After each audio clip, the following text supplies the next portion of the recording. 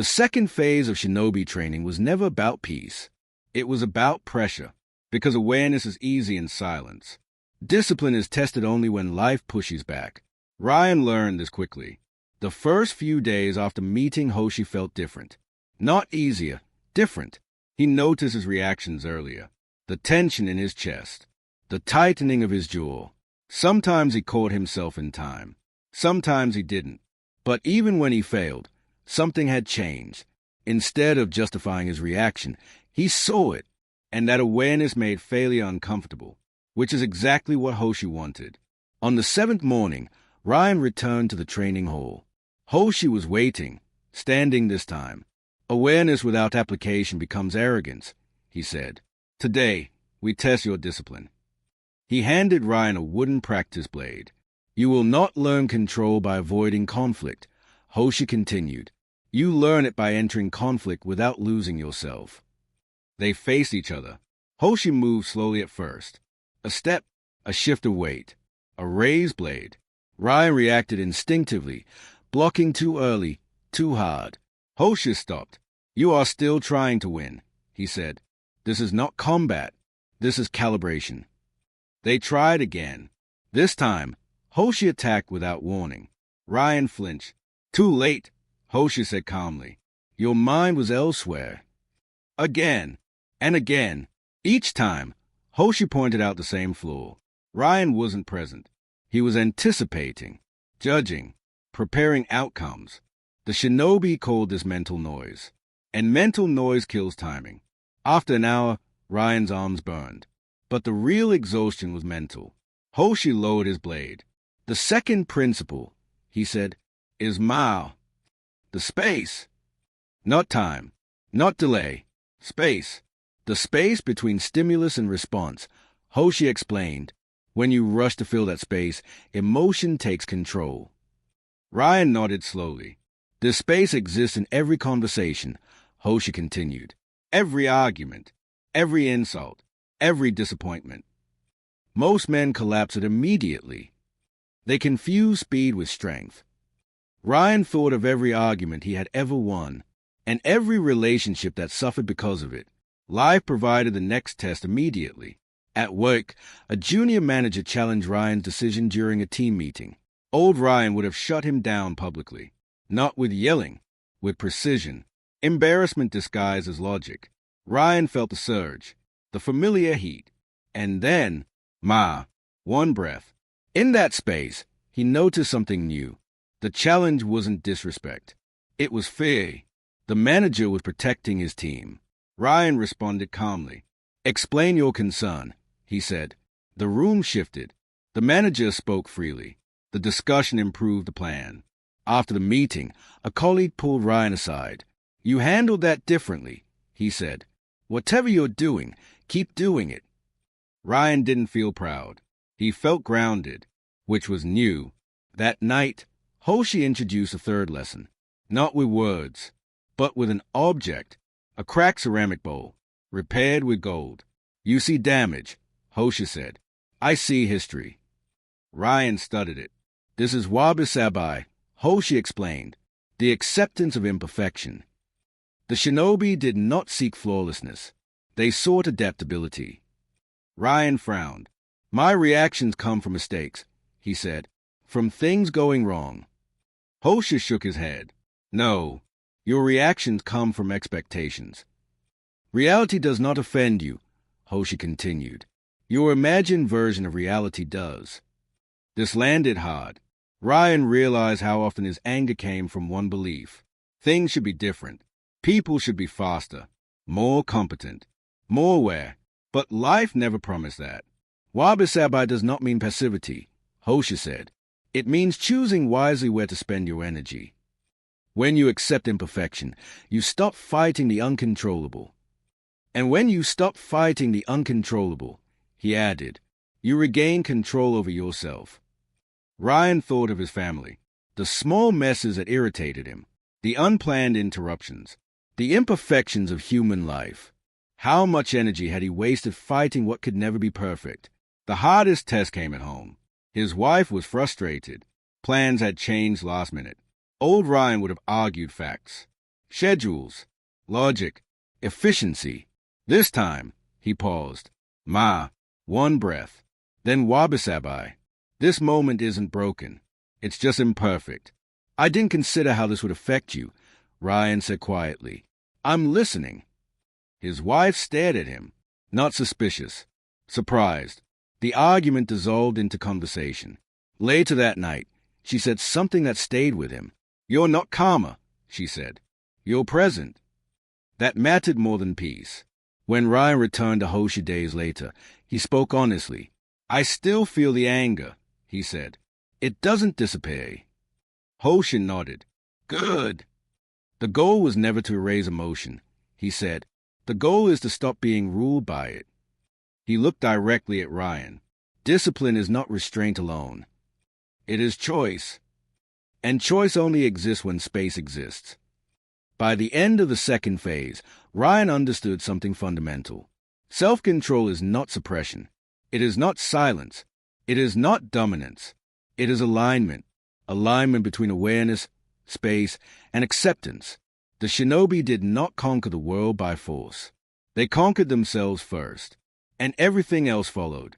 If you want to continue walking this path, if you want to see how this discipline is forged under real loss and real pressure, subscribe to the channel, The Quiet Paradox, because the final test is coming, and it changes everything.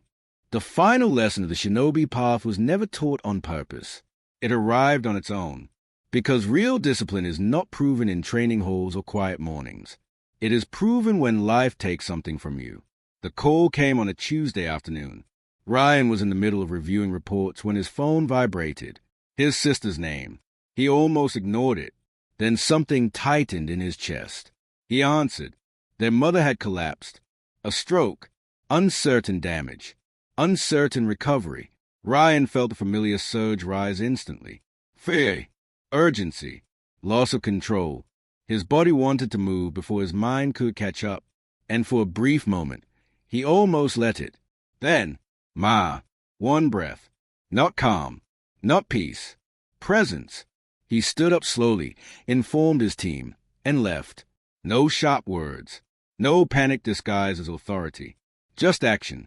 At the hospital, hours stretched thin. Doctors spoke carefully. Monitors beat steadily. Ryan sat in a chair that felt too small for the weight he carried. Thoughts attacked relentlessly. What if I lose her? What if I wasn't there enough? What if this is my fault? The old Ryan would have drowned in these thoughts. Fought them. Suppressed them. Collapsed under them. This time, he did something different. He observed the fear, the guilt, the urge to control the uncontrollable. Shakan, clear as seeing. The thoughts were still there, but they no longer owned him. That night, as his sister slept in the waiting room, Ryan stepped outside. The air was cold, the city indifferent, and for the first time since beginning this path, doubt surfaced. What if this discipline is fragile? What if it only works when life is easy? He remembered Hoshi's words. The real test is not when things are calm. It is when life breaks you. Ryan exhaled slowly. Wabi-sabi. Life is imperfect. Bodies are fragile. Control is limited. Resisting this truth would only add suffering. Accepting it would not remove pain, but it would prevent destruction. His mother survived. The damage was moderate. Speech slow. Movement weakened. The doctor said recovery would take time. At home, responsibilities shifted. Schedules changed. Stress returned. Old patterns waited patiently, ready to reassert themselves. And sometimes, they did. Ryan snapped once, raised his voice once, felt the old fire surge. But something remarkable happened. He noticed it immediately, and instead of justifying it, he owned it. I reacted, he said quietly. That's on me. No defense. No excuse. That moment mattered more than perfection ever could. Weeks later, Ryan returned to the training hall. Hoshi was there, sweeping as always. Ryan bowed deeply. I failed, Ryan said. Hoshi stopped. No, he replied. You practiced. Ryan looked confused. I still get angry, he said. I still feel the urge to control. Hoshi nodded. So do I. Ryan looked up sharply. You? Yes, Hosha said calmly. The difference is not the absence of emotion. It is the absence of blindness. He stepped closer. You believe discipline means never falling. The Shinobi knew discipline meant standing up without hatred for yourself. That sentence stayed with Ryan. Hoshi explained the final understanding. Mushin gave you awareness.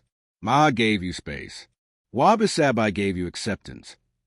But the final mastery, he said, is integration. Not practicing only when calm. Not remembering only when convenient. Living it. Daily. Messily. Humanly. Months passed. Ryan's reputation changed. Not because he became softer, but because he became stable. At work, people spoke openly around him. At home, laughter returned without caution.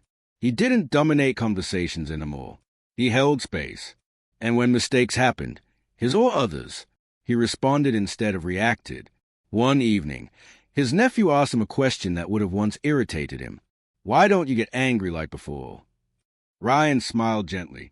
I still get angry, he said. I just don't let it drive anymore. The Shinobi never sought emotional death. They sought clarity. They knew emotions are signals, not commands. Anger warns. Fear informs. Sadness teaches. But none of them deserve the throne. That throne belongs to awareness. The path Ryan walks now is not dramatic. It is quiet, intentional, demanding. Every day, he practices three things. He observes his mind without clinging. He creates space before responding. He releases a demand for perfection.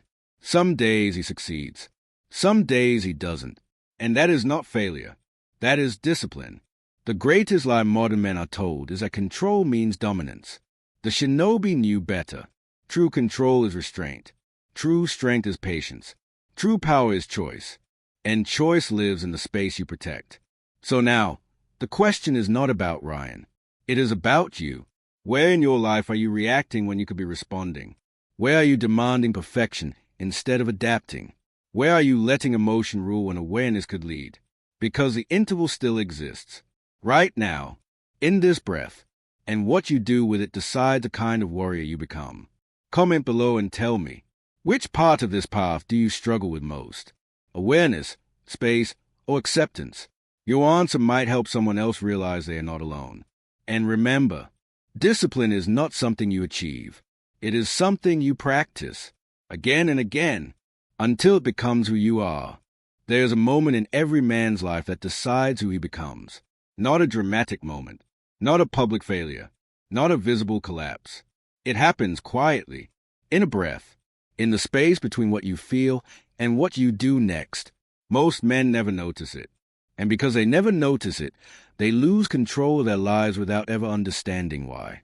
Centuries ago, the Shinobi were trained to survive not by strength alone, but by mastery of this invisible moment. They understood something modern men are never taught. You don't lose your life all at once. You lose it one reaction at a time. Ryan Malik was 38 years old when he realized he was constantly at war. Not with enemies, not with rivals, with everything. Traffic made his chest tighten. Mistakes made his jaw clench. Questions felt like challenges. At work, he was known as intense. At home, he was known as quiet but dangerous. Not violent, unpredictable. His wife measured her words.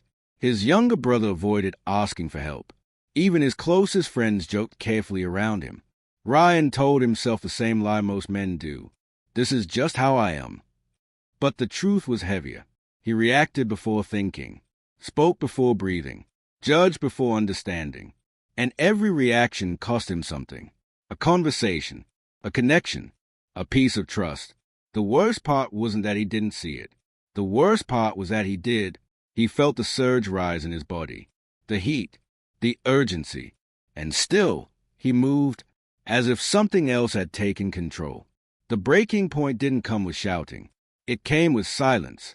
One night, Ryan overheard his nephew whispering to his sister in the kitchen. "Don't joke with him," the boy said. "He gets serious fast." Ryan stood frozen in the hallway, not angry, ashamed. That night, he sat alone and replayed years of moments he had dismissed as normal. The raised voice, the sharp tone, the impatience. And for the first time, he didn't justify it. He asked himself a question that changed everything. What if strength isn't what I think it is? Modern science confirms what ancient warriors already knew. Between stimulus and response, there is a brief interval, less than half a second. In that interval, the brain decides, do we react from survival or respond from awareness? When the interval collapses, reaction becomes automatic, and repetition turns it into identity. The Shinobi train specifically to protect this interval. They believe that whoever controls the space controls the outcome of every conflict. Lose it, and you are already defeated. A week later, on a work trip far from home, Ryan found himself walking aimlessly through an old district just before sunrise. No traffic, no phones, no noise, only narrow streets and the sound of his own footsteps. He stopped in front of a small training hall. No sign, no lights, just a single wooden door slightly open. Inside, an older man was sweeping the floor in silence. Ryan hesitated, then stepped inside. The man didn't look up. "You are early," he said calmly. "I didn't know I was expected," Ryan replied. The man smiled faintly. Men who are exhausted by their own mind always arrive early. His name was Hoshi, former instructor, former Shinobi lineage keeper, now a teacher of restraint. Ryan didn't explain himself. He didn't need to. Hoshi observed his posture, his breathing, his eyes. "You live in reaction," Hoshi said. "Your body moves before your awareness arrives." Ryan swallowed. "That's exactly why I'm here." Training did not begin with movement. It began with stillness. Hoshi instructed Ryan to sit. No mantra, no goal. "Watch," Hoshi said. "Do not interfere." Within seconds, Ryan's mind exploded. Thoughts clashed. Plans surfaced. Old arguments replayed. After 5 minutes, he felt irritated. After 10, restless. After 15, exposed. "This is impossible," Ryan said. Hoshi shook his head. "No, this is honesty." This was the first Shinobi principle. Not control, awareness. The Shinobi believe that a mind you cannot observe is a weapon turned inward. The moment you see your thoughts clearly, you stop being possessed by them. Ryan didn't feel calm, but for the first time, he felt separate from his reactions, and that separation mattered. Before leaving, Hoshi gave him a simple instruction. "For the next 7 days," he said, "do not try to be calm. Instead, do this. When something provokes you, pause for one breath." "One breath," Ryan repeated. "Yes," Hoshi said, "that breath is not weakness. It is a space where warriors are born." Ryan left without ceremony, but something had shifted. Not peace, not confidence, awareness. And awareness is always the beginning of discipline. That evening, during a phone call with a colleague, Ryan felt a familiar surge. An accusation disguised as feedback, a tone that demanded defense. His body prepared to strike back with words. Then he remembered. One breath. Just one. In that breath, something remarkable happened. He noticed his anger instead of becoming it. The moment passed. He responded calmly. The call ended without damage. Ryan stared at the wall afterward. For the first time in years, he realized something terrifying and liberating. He had a choice, and he had been ignoring it. This path is not about becoming emotionless. It is about becoming sovereign. And it begins here. If this story resonates with you, if you recognize yourself in these moments, like the video, not for me, for the part of you that knows there is more control inside you than you've been taught to believe.